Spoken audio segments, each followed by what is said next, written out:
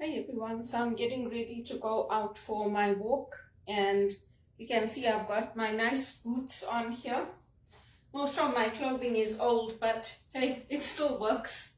And so I'm not doing a full chapter today on my John Maxwell. I'm just going to cover on one point. And John Maxwell tells us that leaders leave something in people. So when we invest in people, we leave something in them. And that's what we do when we're mentoring people. That's what we do when we're sitting on committees. That's what we do when we are helping in our churches, in our ministries. We're building up other leaders. We're not just building up followers. We are leaving something in people. And when we are motivated by other people, we can do that. So my doctor motivated me. My doctor was a source of caring in a world where most people just said, oh, get on with your life. So my doctor's retiring now, and I'm going to miss him because he was always somebody who confirmed that I was right, that this life in Canada is not normal. Being in and out of contracts and being the best at what you do and then companies letting you go is not normal. Everything that happened to me in this country is not normal. So I've had to get through a lot on my own, but thankfully I've had a very good doctor on my side, a doctor who has helped me, a doctor who has told me about my rights, a doctor who has understood when I was frightened, when the police accused me of lying to them because other people wouldn't tell the truth. And I sent him all my emails when I was investigated into, when the police told me to report things, when the airport told me to report things and then people wouldn't confirm it. I sent everything to my doctor. So he's been a real source of guidance for me. Even when I've done my training in essential oils, he's confirmed that now I'm a doctor, just like him, but I'm a doctor in a different field. So he's treated me as a colleague because now I have the medical knowledge. Before that, he always used to give me advice and guidance. But that advice and guidance is there, but it's a different level. We are equals now. So I'm going to miss Dr. Ng. He's been very much somebody that has helped me, that has guided me, that has invested in me, that has comforted me, that has helped me to be a source of healing for others. And when we go out into the world, once we leave the church, that's where the real war starts. The war on values, the war on ideas, the war on perceptions. In Canada, they are way too worried about how something looks, so that's why they don't do the right thing. And you'll find that in the executive too. You think the people at TD didn't know what was happening in the US? They knew, but they could not say we are sorry for what we've done, for destroying the public, for destroying lives. Because what they did and what they allowed to happen in America had effects here in Canada.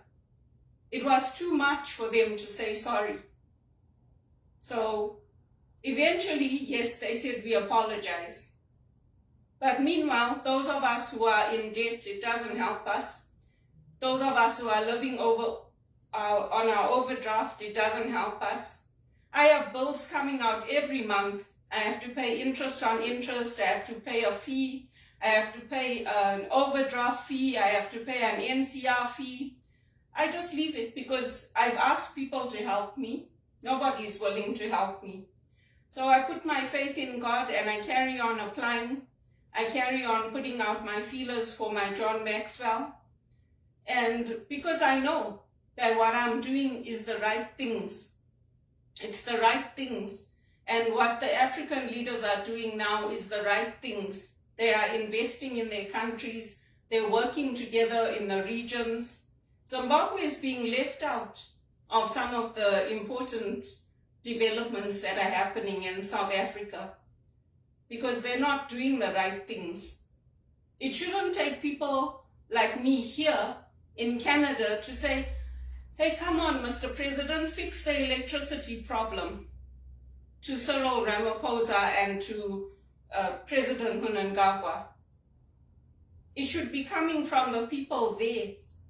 We can only do so much from overseas because we care about the people there. And the same way that we care about the people there, those there should be caring about us and saying, hey, I know this person in Canada and she's really good, she's got a good degree, she's qualified, she's worked for us, she's looking for a job. Because we all know someone who knows someone that will be able to open that door for us. In an engineering firm, in the medical field, in education, we all know someone. And we all know the history of U of T and how racist it was and that they didn't support Wits. I did my share when I reached out to them, when I tried to build relationships between Wits and U of T and Waterloo. I did my share, that their lawyers would not allow the partnerships to develop. So that's not my fault. I'm still doing my share. I'm still taking actions.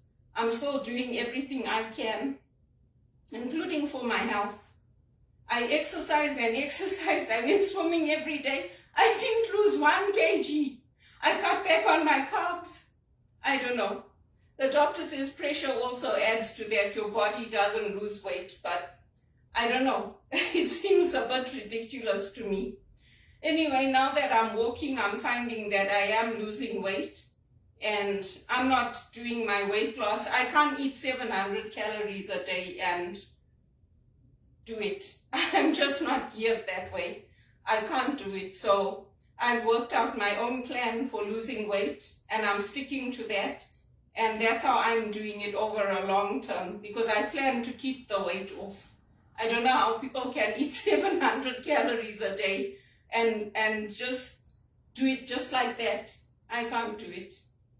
But my hat's off to them and to those who followed the doctors that gave them that advice. Maybe one day I'll get there, but right now I'm not there. So it's all one step at a time. And I know that my friends are motivated by what I'm doing, which is good. And we all encourage each other. But I'm going to leave it there because before it starts snowing again, I want to get my exercise in and get some fresh air.